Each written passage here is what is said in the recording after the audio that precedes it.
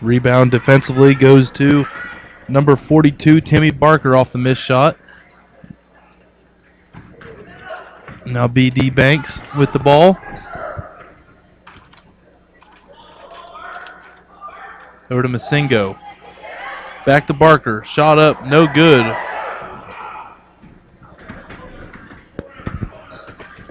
Now here on the other end, a nice little floater runner. Good by number 20, Garrett Ellison, and he now has 6. Got a stoppage of play here for a Clay County Panther to tie his shoe. Now we're back to the action as Blake Hedger brings the ball back up the floor for Sherman. Get the ball down low to Masingo.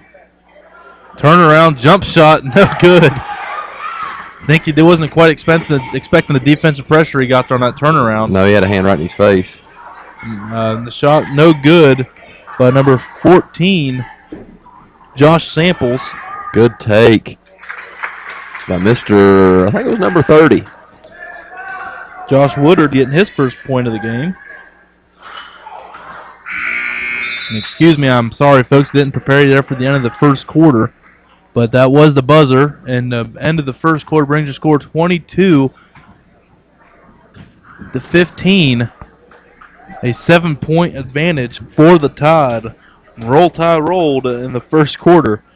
And exactly what Coach Duncan and his boys needed, as you heard in the interview, coming off a tough loss to Chapmanville. And I believe as how Coach Duncan said it, they took them out back behind the shed and beat them down like some schoolboys. So that's tough to hear how you head coach. I mean, but maybe there's a little bit of truth to that. 112-49 at Chapmanville. That was their final. I think they played last Tuesday or Wednesday. I don't know. It's been about a week ago, 3 or 4 days at least, before the holidays. I think it was during the Bob Runyon Memorial last Tuesday in the consolation game, because Chapmanville had a rough game on Monday. Yeah. And got beat 63-59 by the Hillbillies of Mahan, right? Single A team. And Chapmanville. That was their first loss in years, wasn't it? No, Chapmanville had yet to get a win. And they were heavily favored to be a very good team in the area this year, especially in the Cardinal Conference. I was talking about the last time that Man had went to Chapmanville and won. It was 1964? It was a few years ago. It was did I throw a random number out there? So, thanks, man. For the viewers, could have lied for me there. I was sitting there trying to think. It definitely ends in a 4. I don't remember. It's been a long time. Yeah. Congratulations to Man on the upset. You know, at the Memorial Classic. That's tough. Now we have a traveling violation here for number 30, Josh Woodard. And the ball go right back here to Clay County.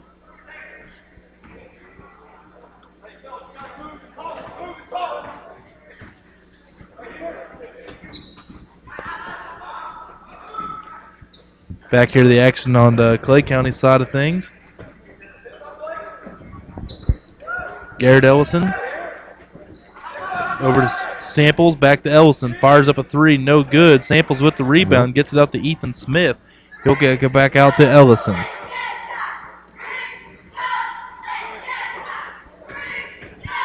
Back to Ellison. Oh, was swiped away there by number 42, Timmy Barker. Nice heads-up play there by Barker and getting his hands on it. And we go back here to Clay County. Ellison.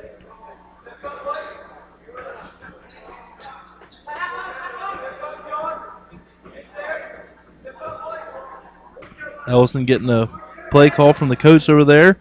Very patient here, are they? Yeah, as they move the ball around the top of the key. It seems like they just got this one runner on the baseline, and that's really about the only movement they have on their offense. Sometimes, though, when you do that, you catch a team falling asleep, and that's when you get a guy cutting in back door.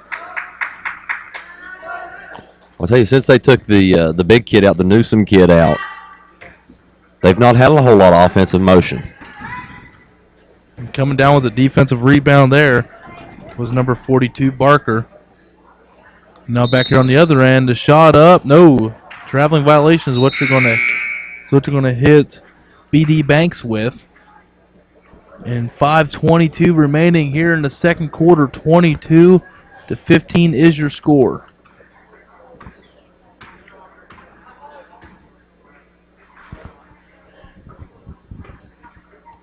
Number 20, Aaron Bark. Oops, sorry, wrong team. Garrett Ellison got the ball over to Josh Samples, who fired up an air ball three, but now it's stolen away by Ethan Smith on the other way, and he'll get it down to Samples, and he's going to travel with it. He couldn't handle the up-court pass from Ethan Smith. Hey, Ethan Smith, he looks like he's only a freshman out there, but he may be the future of Clay County, John. He doesn't look that bad. He's got some speed and quickness to him. Is that the number 20? Number 4. Number four. He looks like a baby out there. Oh, man, he is. He looks tiny, don't he? But ever since he came off the bench, he's had an impact on this game. Now checking back in is Justin Woodrum for Sherman. He tried to get the ball to B.D. Banks. Shot up, no good. Barker trying to save the ball. And it goes to Ethan Smith, and he'll push the ball up now for Clay County. Go to our 24, Matt Gillespie. Down low to number 3, Travis Moores. He goes up with it and hits a nice turnaround jumper. First score here in the quarter, 22-17 is now your score. Is now Travis Barker misses the Timmy Barker, misses the open layup underneath. Now Ethan Smith's going to fire a three, in and out, no good. Rebounds going all over the place, and it's going to end up in the hands of B.D. Banks. He's going to push the ball up the floor to go to the baseline, and he about traveled with it, but got it back out to Woodrum. Basingo open for three, front rim, no good. Ball still on the ground. It comes out to number 24, Gillespie of Clay County. He gets it back out with Morse. Masingo deflected it.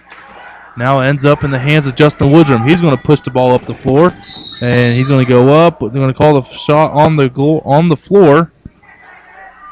That'll be the 5th team foul now for Clay County.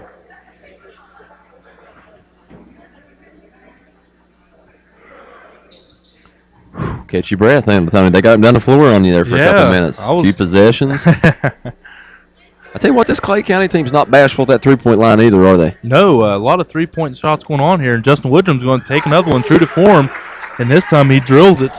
His second three-pointer of the game. He now has 10.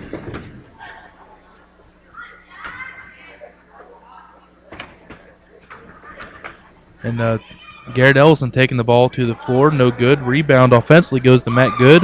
He'll go up and finish it.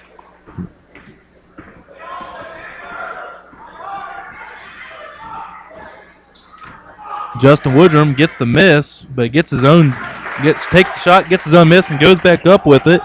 So he gets the rebound to go along with the two-point play, and he now has 12, and it's going to be turned over here on the... Clay County slipped a guy out on you there, Tony, and run down the sideline, and he was able to, the inbounder was able to throw it deep. Okay. Catch the whole tournament. The Sherman Tide 5. Just, as you can hear Duncan maybe in the background screaming at these guys, just asking for just a little more effort. They all got caught up in what Justin Woodrum had just done and wasn't worried about what was happening behind them. And you can't be having that here on by any, especially when you're going for your first win. You finally got a good solid lead at 27-21 at the 4-minute mark. You know, the first game they've probably been have any chance of being in control in this year, and he's wanting to stay focused. Masingo now gets the ball into Justin Woodrum. He'll go to the up the floor, and he'll be met at midcourt by number 20, Garrett Ellison. Gives her to Masingo, who he made a good pass down to Timmy Barker. Timmy Barker, unfortunately, just wasn't expecting it. It hit him right in the hands, Tony. Well, they say about the football receivers, you don't get paid if it hits off your hands, you don't catch it. Yeah, if it touches your fingers, you should catch the ball. Is what I was. But I was no receiver. Masingo's going to get charged for the foul on the floor as number 3, Travis Moore's tried to take the ball. Masingo's going to get his first. Nice rounded scoring effort here by Sherman. They have 6 players that have scored. Wow. That's a 2-point shot here by number 24, Matt Gillespie. Ball goes out of bounds off the missed shot, and it'll go back here to Sherman. Masingo's going to take it out and get it into Justin Woodrum. Justin Woodrum going to no-look pass it up forward to Josh Woodard. Now with Masingo. Now back to Woodrum. And we have a blocking foul here Yeah, that was a bad foul, number 20 for Clay County. He's even begging, asking for a charge. Why he didn't get the charge? Son, you got to try a little better than that. You got to have your feet at least somewhat set. I mean, yeah, he was doing a 360. if we can see that from over here, they definitely saw it right on top of you. It's all right, man. You got a long season yet, young man. Timmy Barker is going to get it over to BD Bank. No, Josh Woodard, who fires up a three. Now he has 5 off the bench. Nice skip pass. And again, that number 20 threw it there from half court. And again, Sherman sleeping on transition defense. And Woodrum got the ball over to number 11, Blake Kedger, but he couldn't connect on it. Now we're going back here the other way. Number 3, Travis Morris, front rim, no good. Rebound goes to Timmy Barker. And it goes off the foot of Blake Kedger. Nice effort by the ref of avoiding that one. Yeah, we're starting to see a lot of these Clay County shots come up a little bit short, Tony. Just wonder how fatigued they are from traveling today. And just being out there, I don't think they've had quite the rotation that some of the teams we saw have. You know, I really think fatigue set in here on them early. Waiting on them second legs, aren't they? And missed ball, and the ball's. We're going to say it stays here with Sherman. I'm guessing number 14 had his foot on the baseline. Josh Samples. So Timmy Barker now is going to take it out of bounds for Sherman. Clay County coach want an explanation of what happened. He gets the ball into Justin Woodrum. Aaron Barker, turnaround jump shot, no good, but Timmy Barker went over the top. Had the right idea, I guess. A little too aggressive.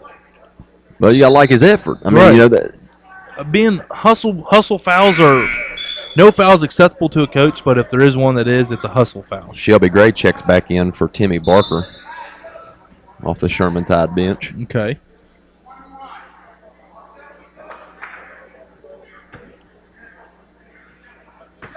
We're shooting, Tony. We got a 1-and-1. Sherman got their 7th foul. 2:23 remaining here in the second quarter. 30-23 is your score. Not a whole lot of scoring going on in this one in the second quarter. As number 20, Garrett Ellison, connects on the free throw. 30-24. Everybody took out of that after that one. I guess they forgot about the second shot of the.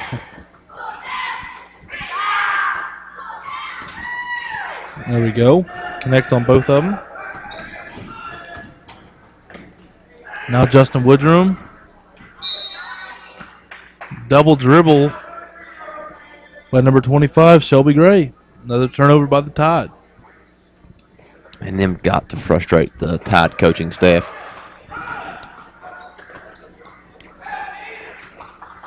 Garrett Ellison going to take it all the way through, but he couldn't get it to fall. And we're going to have another over the back, this time on number 30, Josh Woodard. And been a few over the backs here in the first half. They're trying to be aggressive and really over the back. You know, the guy boxed you out. You know, have a little more effort. You know, slide around, put your butt into him. You know, and create some separation, and then you'll be between him and the basket like he is you in the basket. Absolutely. And number 24, BD Banks, checking back in for the Tide. And the free throw is up and no good by number 24, Matt Gillespie. Here on the other end, shot up, no good by Blake Kedger. He gets his own rebound, goes up with it again, no good. And now Garrett Elson's going to bring the ball back up the floor for Clay County. And it's stolen away. And it's stolen back. Now it's stolen back again. Blake Kedger. Sherman's got numbers. Up to Sherman, Tide, number 24. Mr. Banks. Yes, Mr. B.D. Banks.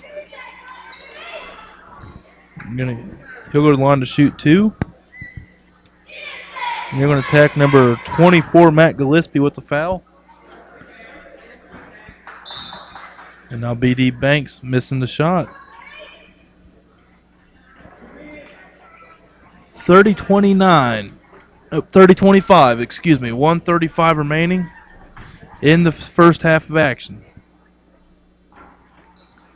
And it's just both free throws up, no good by B.D. Banks. He looks frustrated, but he can't play frustrated because that's when you get into some problems. Garrett Ellison